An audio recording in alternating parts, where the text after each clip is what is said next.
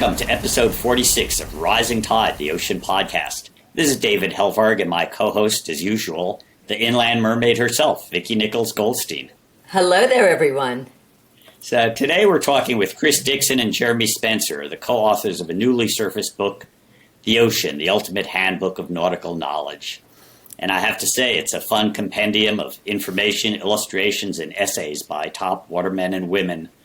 It's well worth diving into. So topics include boating, surfing, science, survival, scuba, snorkeling, fishing. Chris, let's start with you. Sure. When did you and Jeremy decide to focus down on a specific topic like, say, 71% of the planet? And how did you decide to go about that? It's funny because I had worked for Jeremy. Jeremy had edited some of my stuff at Outside in the past, and then he was gracious enough to tap me to collaborate on a book called The Southerner's Handbook that the most curiously titled Garden and Gun magazine commissioned him to oversee a while back, and so we'd already had a really good working relationship, and the idea for the book actually I brought to him. It was a couple of different places that it came from. One was a gentleman named Brian Lamb, who I'm not sure if you know, David, but he founded the Wirecutter, which is that big product review site on the New York Times, and then the more that we started talking about it, the more it actually sounded like a book, and then that was sort of further accentuated with a conversation that I was fortunate to have over breakfast with Jimmy Buffett. And I spent a year traveling with him from 99 to 2000, which was a whole other really interesting, fun way to spend a year. And so, Jimmy really latched on to the idea as well. And he and I just sort of brainstormed over breakfast burritos. And then I put a proposal together and took it to Chronicle Books and with Jeremy. At that point I contacted Jeremy and was like, what do you think about this? Anytime I had the chance to work with Chris, I did. And when he came to me with this idea, it's one of those things I think that and this is, I'm not trying to be too shop talky on the publishing side, but what you do is you think, for me at least, you think, okay, is there a need for this? Yep, check. Is this something that I'm personally connected to and that I have a kind of passion for that will, make sure that it's good and that I really feel strongly about it? Check. And then the other thing is does the market need it? Check. And then, of course, Chris answered those same questions as well. And, we decided, let's go for this. Because let's be honest, with books, it's a funny market. You can have people who spend 20 years of their life writing what they think is the great American novel and just doesn't sell for anything or never sells and doesn't go anywhere. But when you can make something like this, that people will love and enjoy and will provide utility and pleasure, inform, inspire, entertain. It's just, it's a great opportunity to collaborate on a project. We dove right in and we sold it immediately. So it was great. The book is absolutely beautiful. I love the colors. It's laid out. It has so many fun topics. I think it's just a really neat compilation. And I love how you call it in a way that Poseidon's Bible. What a neat way to frame all of these categories and topics. And because there are so many stories in here and tips, can you both of you quickly tell me one of your favorite section or your favorite story in the book? I'll go first. I'll say that I actually enjoy it all. One of our aims with the book was, we really, when we were talking about it and thinking about it and putting it together, is we thought, this is for our kids, but we want adults to read it and be just as thrilled and excited. And we also want it to be, very legit.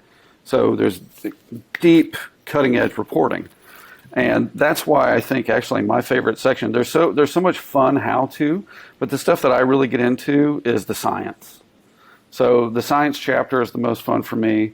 But there's also there's a bit on sunscreen that is definitely cutting edge reporting, and that is so informative and so helpful. And that's the kind of thing where I have taken bits of the PDF of the book and send them to people, but that's the one that I've sent the most. One of the interviews that I did was with Angel Yanagihara, who's a jellyfish scientist from University of Hawaii at Manoa, and she's a genius. That's the only straight up way you can put it. And there's so much misinformation out there on jellyfish, right? I mean, what do you do if you get stung? And so in practical terms, I got stung like hell by a box jellyfish about 3 weeks ago here at Folly Beach while I was out surfing. And I saw the little thing. It wasn't, oh, I wonder what stung me. I saw him when he came up.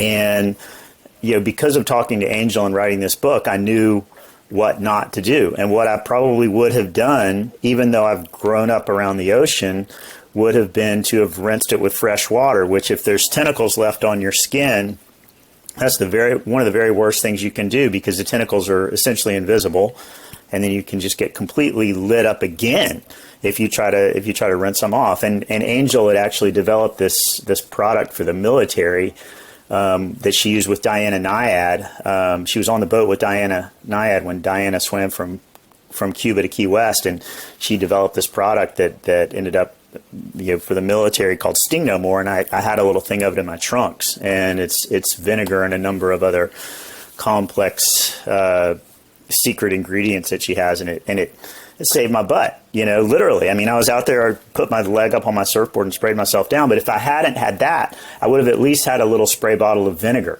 with me, based on the conversation that I had with Angel, so that I would know, okay, the first thing you've got to do is deactivate the stingers that are left on you. So I know it's kind of a roundabout answer to your question, but there were so many sort of ahas in the book that came from the reporting. Another one was the lead essay we have, which is a conversation with Shannon Scaff, who's a Coast Guard rescue pilot.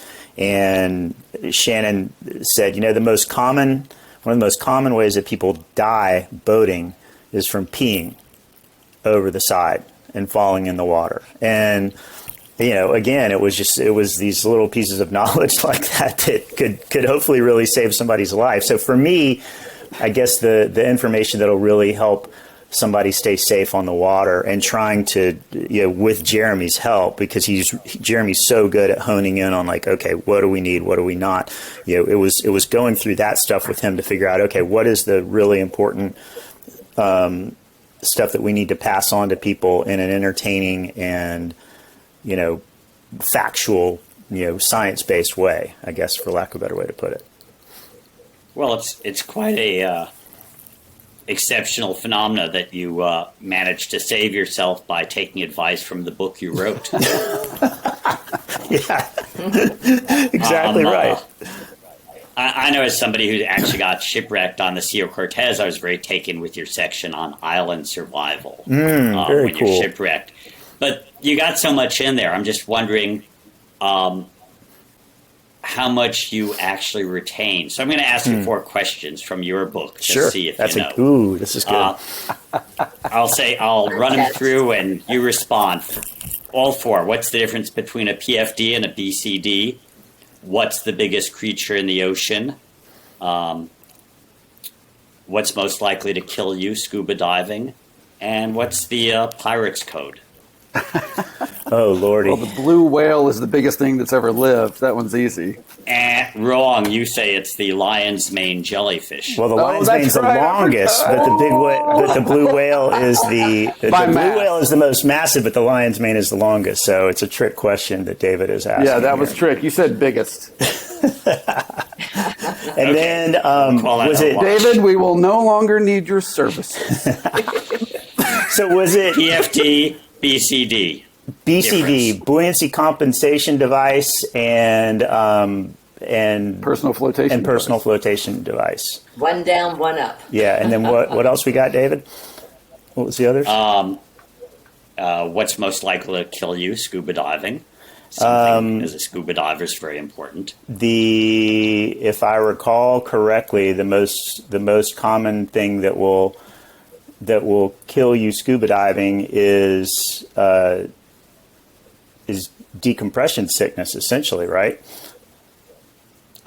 I'm going with panic, but panic, yeah, but decompression sickness because of panic. It's a panic, trick question. Yes, exactly. But panic could kill you in any setting, whether you're diving, trying to get out from a riptide, or just feeling insecure. Because you can't focus. You can't focus. Yeah, but again, that's sort of a trick question. But yeah, you get the bends from panicking.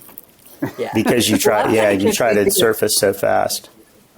I thought that you would pee you would pee on your jellyfish sting.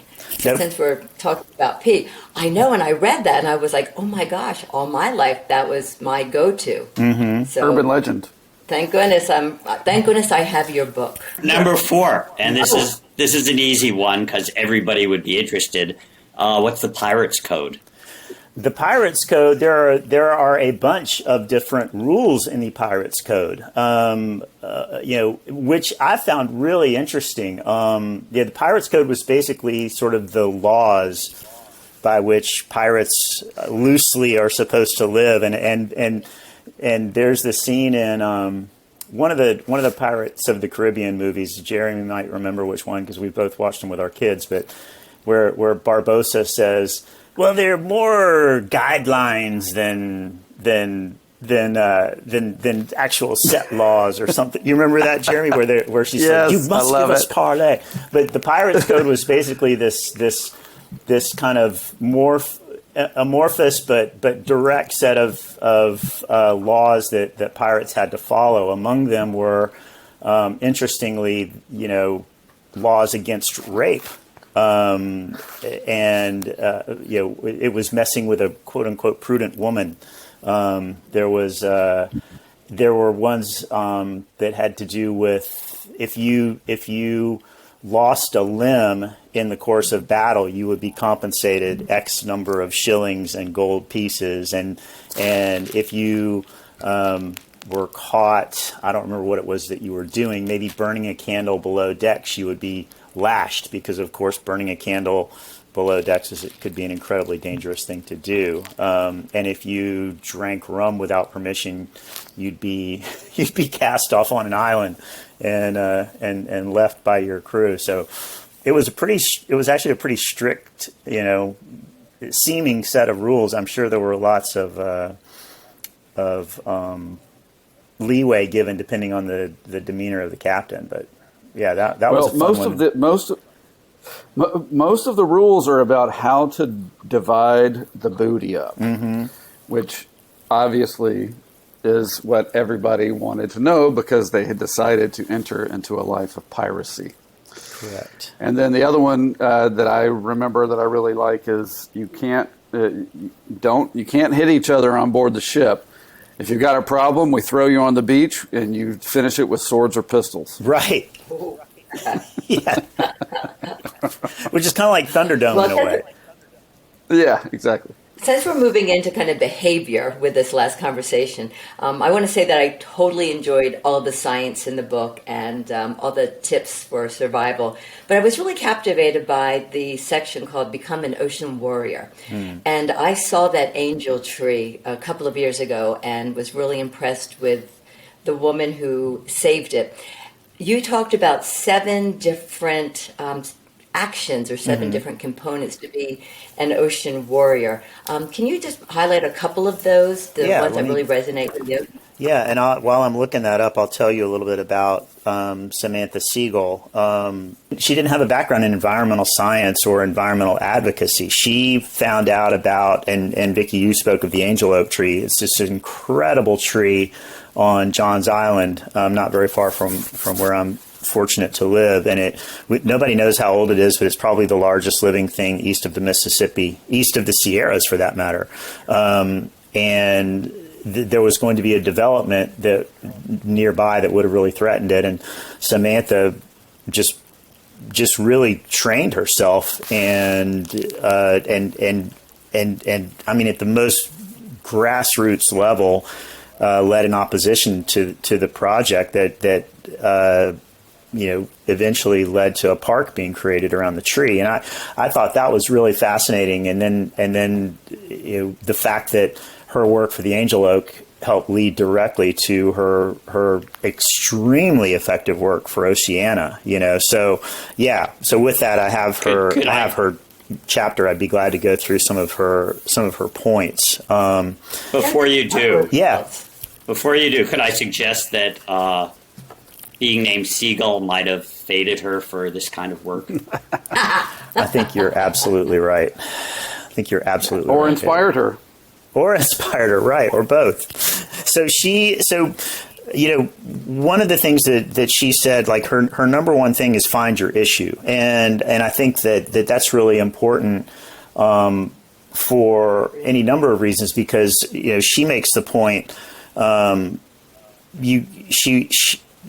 if there's an issue that you're really wanting to focus on, that you think you can make an impact on, you unfortunately have to maybe put on blinders to the other issues that you think are really, really important. That doesn't mean that you don't care about them, but it means that, your advocacy needs to revolve around that one issue so that you don't lose focus, and then Samantha's point too, she says the second point, she says, educate yourself. And she said, all I knew when I started the Angel Oak project was, this is so wrong. I didn't understand stormwater reports or the environmental laws of the land, but every step of the way I gathered more scientific and geological evidence that proved me right. I love this. She says, it sounds funny, but the tree kept guiding me to new ways to protect it. What's nice with this book is that you can come to it from any angle, as a fisherman or woman, as a surfer, as an activist. And what really works in the book is the art and the illustrations, including simple ways of how to tie knots or, how to stay afloat in the open ocean. So how did you choose your illustrators and artists?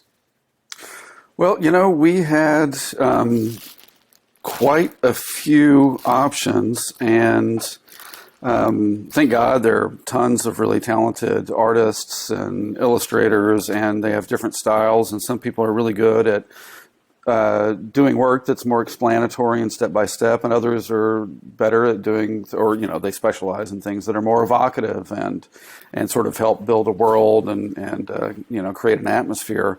But it was, I think the book for me, one of the is that as David pointed out when he quizzed us, is that there is so much information. It is a density of information in the best way. And we had a chapter on food and drink, but we killed it because we were like, we don't need this.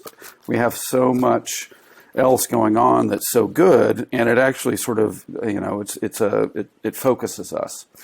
And so when we began to look at illustrators, and we actually, Chronicle was great as far as collaborating with us and really listening to us and what we wanted.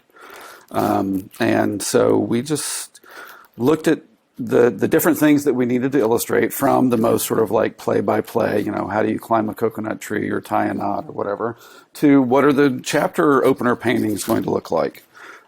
So we honestly had, I think, and who was the cover designer going to be, and I think we probably had 4 or 5 to choose from for each one, and it wasn't necessarily about who was more talented or not. It was more about having a diversity of styles and how those styles play together. And so we chose, I think actually Chris and I both picked the person who would do the more play-by-play illustration stuff first, and then we sort of went from there, who would pair what nicely, and it just kind of, it just all fell into place. And I like the colors, and I just want to throw out, like, one of the things I really learned that I didn't know before was what a purple flag meant. And did you know that, David, what a purple flag meant if you go to a beach? No, what's a purple flag mean? A purple flag means there are animals out there that you don't want to go and encounter. So they could be sharks or jellyfish or other dangerous animals. So I'm so glad that you made this a color a color book because that really stood out for me.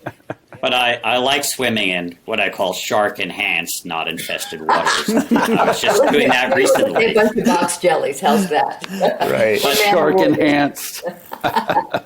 David just came back from a dive trip, though, so he was diving with I sharks. love that. Nice. Shark and He hands. loved it. But here's the great thing about a book like this is when we talk about the Blue Beat and encourage other journalists and authors to get involved, I would say, the only resource not fully exploited in the ocean is good storytelling. Mm-hmm. And here you have not just your voices, but the voices of a lot of really outstanding folks. And how'd you recruit the folks or get permission to use their materials for this book? That's classic nose to the ground reporting and finding the best people you can possibly find. Like the father of wayfinding. Exactly. Yeah, that was a really fortunate meeting. The Hokulea, the Polynesian voyaging canoe, that came to Charleston, and I went to along with a lot of other Charlestonians to see it and to talk to the crew. And Bruce Blankenfeld was the captain for that stretch of the journey, and I was really stoked to get to talk to him and meet him because to me that whole enterprise is just unbelievable, and so he was gracious enough, and he had mentioned this guy Mal Pialug, who was from this little tiny island called Satawal, and who basically had the keys to the kingdom as far as Polynesian voyaging went, and I thought, wow, that would be a really cool way to expand on, to expand on sailing in a way that really takes you back to the roots, And then Jeremy interviewed Christian Beamish, who I'm not sure if you guys have ever met him, but David, I highly recommend an interview with him. He wrote a book, and I'll let Jeremy, you can talk about Christian, but he sailed down Baja, and I'll let Jeremy talk about him. But Christian's one of those fascinating guys who just he had the ability and the will to just embark on something epic that most people don't get to do, and he wrote. He's written about it, at great length. But I think that it's just seeking out these people, and honestly, people love to talk about themselves. They love to be celebrated, even if they're the most humble, kind, awesome humans on earth. They just, you really, when they know that your mission is to help others, mm-hmm. and that their example will help others, they love to open up. And so, honestly, I think the answer to that is just that you reach out to great people and you show them you appreciate them and you ask them to tell their stories. And, it just goes back to the point about there's not enough storytelling. It's funny because before this book was ever a twinkle in either of our, eyes, we used to talk about, Moby Dick and how much we love Melville, and just when I was in fourth grade, I read Moby Dick, and then I read Robinson Crusoe, and, I started reading all these books, and I remember people going, "What, you read Moby Dick?" It's like, well, why wouldn't I? Why? Because I think so many adults have such a hard time getting through it. But I was a kid with a brain on fire, and that is still my favorite novel. In any language. I love Cervantes. I love Shakespeare. There are lots of others I love, but Moby Dick is just it's a great example of storytelling that is It's a great American novel and just a great novel, period. But those stories are all out there, and that's what this book is full of. There's so many things that inspire in so many different ways. And I had somebody the other day, he said, "Man, I wish I had had this when I was a Boy Scout." And I thought, yeah, that's great. But one of the most affecting comments I've had was a mother who told me that it was her daughter's favorite book, and her daughter's, 9. And she said she got it, and it just, she just couldn't get enough of it. It was like, yes, mission accomplished. I think too. And so why? No, go ahead, David. Why Sorry. would sailors? Yeah, just the depth of it. Why would sailors throw bananas overboard? Spiders. You have bananas. I love some of your nautical lore. and the other, so there was that, and then there was also bananas were considered bad luck because sailors had to take so many risks to get them to port before they went rotten, that banana boats were known to sink. And so that was there's a lot of lore in it, and some of it is definitely based in reality. And the spiders too. Yes, spiders were there. There could be spiders in the bananas. See, I did read your book. Yes. And to Rooted in calamity. the people that we got essays from, a lot of them, they're people who have their own sort of big story in them, I guess, so to speak. They like Shannon Scaff, the Coast Guard rescue swimmer that I interviewed. I mean, the stories that he's told me, outside of this book, of the rescues that he's done, just drop your jaw. And Brian Kailana, who I interviewed on Panic, take control when panic strikes. His work is just incredible. And it's real, he's a heavy duty stuntman. He's a heavy duty Hawaiian lifeguard, probably one of the best big wave surfers alive. So we wanted to tap people. Lynn Party is another example, who has sailed probably more miles than almost any human alive, with her husband Larry, and has written a bunch of books about it.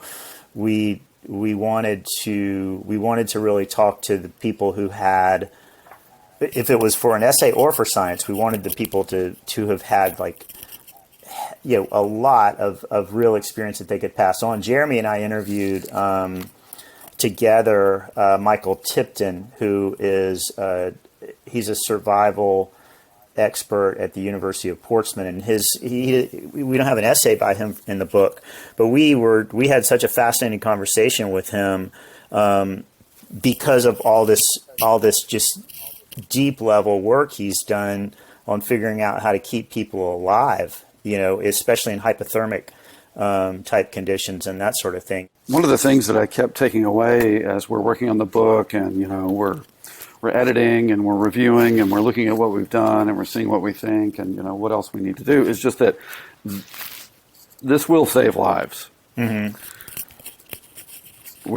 We will save lives. It's a really good feeling. Yes, like I wrote a book on the Coast Guard rescue warriors, and seeing the Coast Guard in your book, the comments, it's so familiar. And I think what's nice about your handbook is that there are 100 other books within it, some written, some yet to be written. But it's like Isaac Dennison said, the cure for anything is salt water, sweat, tears, or the sea. And this is a great introduction for anyone to the sea. Also, as you say, with practical tips that can save lives. I want to thank both of you for joining us. It was great. I hope that lots of people go out and buy your book. I will certainly enjoy mine and think about some holiday gifts for my family and friends, and really appreciate your sense of humor, your ability to pull stories out from other people and then share them with us. So it's been a pleasure. Thank you for joining us on Rising Tide. What an honor. Thanks, Thank guys. you so much.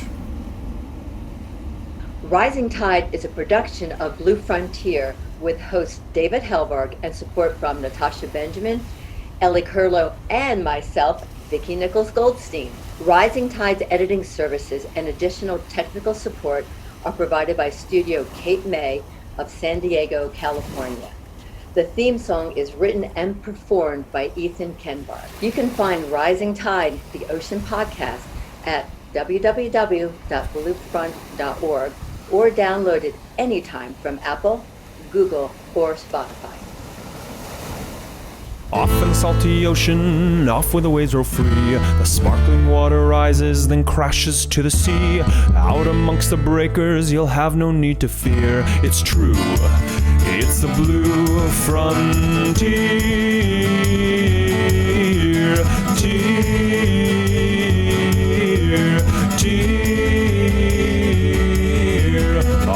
salty ocean, off to the blue frontier.